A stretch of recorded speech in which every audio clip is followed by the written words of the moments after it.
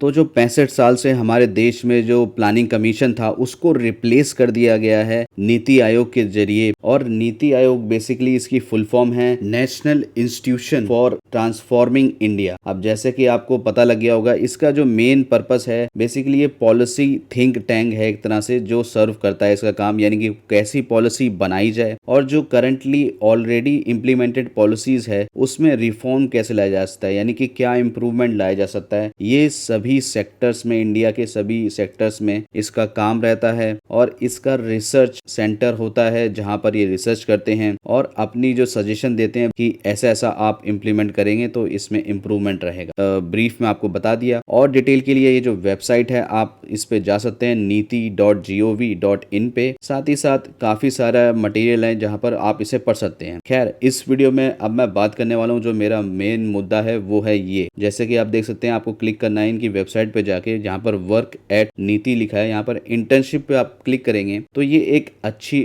Opportunity मैं कहूंगा, जो कि एक गवर्नमेंट एजेंसी है जो आपको प्रोवाइड कर रही है। और इसमें कौन लोग अप्लाई कर सकते हैं, सबसे पहले हम ये देख लेते हैं। अंडर ग्रेजुएट हैं और पोस्ट ग्रेजुएट जैसे कि स्टूडेंट्स हैं या फिर ग्रेजुएट वाले अप्लाई कर सकते हैं जो कि अभी स्टूडेंट है। तो आप अप्लाई कर सकते हैं हर महीने के 1 से 10 तारीख के बीच में। और ये लिंक जो है मैंने डिस्क्रिप्शन में भी डाल दी है, क्लिक करके आप अप्लाई कर सकते हैं। और इन केस जब आपकी एप्लीकेशन आपका अप्लाई हो जाए, अब करंट स्टेटस क्या है या फिर कोई उसमें दिक्कत तो नहीं आ गई या फिर आपको सेलेक्ट किया गया या नहीं, उसके लिए अब नीचे एक और लिंक है यहाँ पर कि ट्रैक योर एप्लीकेशन स्टेटस। आप इसे स्टेटस को ट्रैक भी कर सकते हैं। अब आप में से काफी सारों का ये सवाल होगा कि आखिर हम अप्लाई क्यों करें भाई नीति आयोग में, आखिर यहाँ पर अप्लाई करने की क्या वजह है हमारे पास। तो मैं आपको बता दूं, आजकल जो गवर्नमेंट इवन यानी भारत सरकार के किसी डिपार्टमेंट में इवन कॉन्ट्रैक्ट पे जो वैकेंसी आती है तो उसमें आपने खुद नोटिस करिए, आप खुद जाके एडवर्टीजमेंट देखिए, आप नोटिस करेंगे कि एक लाइन लिखी जाती है कि प्रिफर लिखा जाता है, यानी कि हम प्रीफर करेंगे अगर वो किसी गवर्नमेंट एजेंसी पे ऑलरेडी काम कर चुके हों। इवन कॉन्ट्रैक्ट में, मैं सरकारी नौकरी की बात नहीं कर रहा, मैं यानी कॉन्ट्रैक्चुअल जॉब आप ऑलरेडी कर चुके हो या फिर आपको एक्सपीरियंस हो, हम उन लोगों को प्रीफर करेंगे। स्टार लगा होता है ना, तो ऐसा क्यों होता है। और ऐसा अगर आपके साथ भी हो रहा है कि जब आप कहीं भी अप्लाई करने जा रहे हैं कॉन्ट्रैक्चुअल जॉब में, लेकिन वहां पर लिखा गया है कि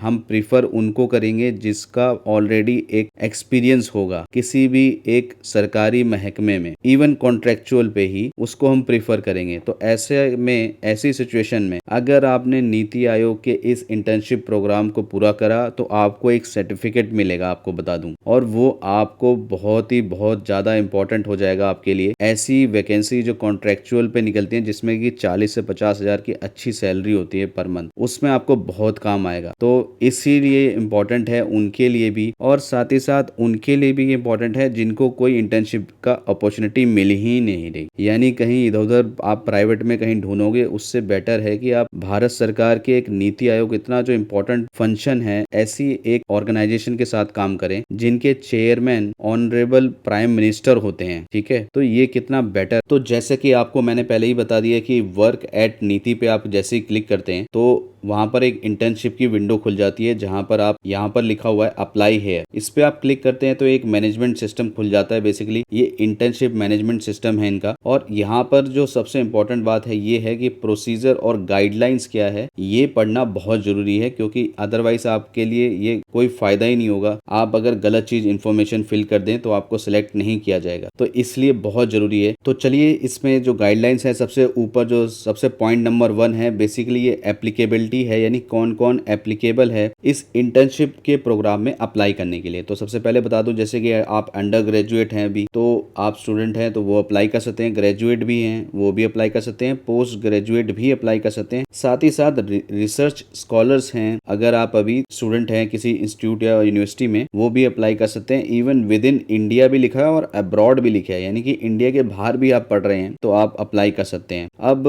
जो दूसरी इंपॉर्टेंट बात ये है कि अनपेड बेसिस पे है, कुछ भी नहीं मिलेगा आपको, ठीक है। आपको अपना खर्चा खुद देखना है। इंपॉर्टेंट बात ये है कि जो सेलेक्टेड कैंडिडेट होंगे, यानी जिन्हें ये सेलेक्ट कर लेंगे, जब आप फॉर्म फिलअप करेंगे उसके बाद ये सेलेक्ट करेंगे एनेक्जर ए, तो बेसिकली इनके पास कई सारे एरिया हैं। अब ये हम देख लेते हैं कि आप फिर कहाँ पर आइए। ये देखिए, domains area available for internship, annexure A ये है। तो जैसे एग्रीकल्चर डिपार्टमेंट हो गया, डेटा मैनेजमेंट हो गया, इकोनॉमिक्स हो गया, एजुकेशन डिपार्टमेंट हो गया, डेवलपमेंट कर रहे हैं। कई सारे डिपार्टमेंट हैं ये अलग, टूरिज्म भी है और वाटर रिसोर्स भी है और स्पोर्ट्स और यूथ डेवलपमेंट भी है। तो ये अलग अलग मिनिस्ट्री के जो अंडर काम होता है, तो कई सारे इनके एरिया भी है, तो आपको ये पता होना चाहिए। तो चलिए बात कर लेते हैं सेकंड पार्ट, यानी कि एलिजिबिलिटी क्राइटेरिया क्या है। बेसिकली जो अंडर ग्रेजुएट स्टूडेंट हैं, अगर वो 3 साल का जो अपना कोर्स कर रहे हैं अभी किसी भी यूनिवर्सिटी में, अगर उनका सेकंड ईयर चल रहा है और यानी कि 4th सेमेस्टर चल रहा है, तो उनके जो टोटल मार्क्स होने चाहिए 85 से अबव होने चाहिए, उससे कम नहीं होने चाहिए। या फिर उनके 12th के मार्क्स भी कंसिडर करे जाएंगे अगर उनके 85% से ज्यादा आई है। अब जो ग्रेजुएट स्टूडेंट हैं और उनके एग्जाम अगर वो फर्स्ट ईयर में है या फिर सेकंड सेमेस्टर में है, तो उनके 70 से कम नहीं होना चाहिए। अगर 70 से कम है तो आप अप्लाई भी नहीं कर सकते ग्रेजुएट के, ठीक है। उसी तरह से आपको बता दूं, अगर आपके फाइनल ईयर चल रहा है, फाइनल एग्जाम चल रहा है और अभी आप चाहे ग्रेजुएट हो या फिर पोस्ट ग्रेजुएशन कर रहे हो, आपके किसी भी हालत में जो अब तक के टोटल मार्क्स आने चाहिए वो 70% से कम नहीं होने चाहिए। अब पीरियड देखते हैं, ये बेसिकली इन्होंने लिख दिया है कि एटलीस्ट 6 वीक से लेके 6 महीने तक की इंटर्नशिप हो सकती है। और एक्सपीरियंस सर्टिफिकेट सबसे जो इंपॉर्टेंट, मैंने बात आपको पहले भी बता दी थी कि आखिर आपको पैसा तो नहीं मिलेगा लेकिन एक्सपीरियंस सर्टिफिकेट मिलेगा, तो वो देख लेते हैं। अब एनेक्जर बी में जो फॉर्मेट है, तो देखिए कितना इंपॉर्टेंट है वो, ये रहा। तो ये जो बेसिकली आपका जो कंप्लीशन सर्टिफिकेट होगा, यहाँ पर this is to certified that, ये आपका नाम लिखा होगा, आपकी थोड़ी डिटेल लिखी होगी और आपका कैसा कंडक्ट रहा, आपने कैसे रिसर्च में मेहनत करी है और अपने जो सीनियर हैं उनकी कैसे हेल्प करी है, वो सब लिखा होगा, आपने क्या सीखा है, ये सब। तो ये बहुत अच्छी बात है। यहाँ पर साइंस स्टैम्प वो करके देंगे आपको, तो बहुत इंपॉर्टेंट है उनके लिए जो वैकेंसी ढूंढते हैं डायरेक्ट इंटरव्यू वाली। तो अभी तक हम तीसरे पार्ट पे आ गए अपने, आखिर अप्लाई कैसे करना है, तो ये भी देख लेते हैं। तो मैं बता दूं, यहाँ पर साफ साफ लिखा है भाई, ऑनलाइन अप्लाई करना है सिर्फ, यानी कि ये फिजिकल कॉपी नहीं लेंगे आपसे। एवरी मंथ यानी 1 से 10 तारीख के बीच में हर महीने आप अप्लाई कर सकते हैं और application can only be made 6 month in advance. और जैसा कि मैंने बताया था अप्लाई कहाँ करना है, ये मैंने लिंक बता दी थी। और यहाँ पर आप अप्लाई ऑनलाइन करेंगे तो अभी सबमिशन क्लोज्ड आ रहा है, यानी जितनी एप्लीकेशन लेनी थी इन्होंने ले ली है इस महीने की। लेकिन आप नेक्स्ट मंथ जो 1 तारीख को खुलेगा 10 तारीख तक के बीच में आप वहां पर जाके अप्लाई करिए, ताकि आपका, अगर आप एलिजिबिलिटी क्राइटेरिया फुलफिल कर रहे हैं, तो मैं बता रहा हूँ आपको, बहुत इंपॉर्टेंट है। एक्सपीरियंस सर्टिफिकेट बहुत मैटर करेगा आपके लिए ये, क्योंकि ये गवर्नमेंट ऑर्गेनाइजेशन है और जिसके चेयरमैन मैंने आपको पहले बता दिया, ऑनरेबल प्राइम मिनिस्टर। आप जरूर करिए, आपको सीखने को भी बहुत कुछ मिलेगा कि आखिर कैसे भारत सरकार कैसे काम करती है, उनके फंक्शंस कैसे रेगुलेट होते हैं, कैसे वो पॉलिसी फ्रेमवर्क करते हैं। इस वीडियो में इतना ही, और अगर कोई दिक्कत है तो आप नीचे कमेंट बॉक्स पे हमें बता सकते हैं। और भी इसी तरह की डिटेल में आपको वीडियो अगर देखनी है तो इस चैनल को सब्सक्राइब कर लीजिए, ताकि आप इस तरह की गवर्नमेंट इंटर्नशिप अपॉर्चुनिटी मिस ना कर दें। और इस वीडियो में इतना ही, धन्यवाद।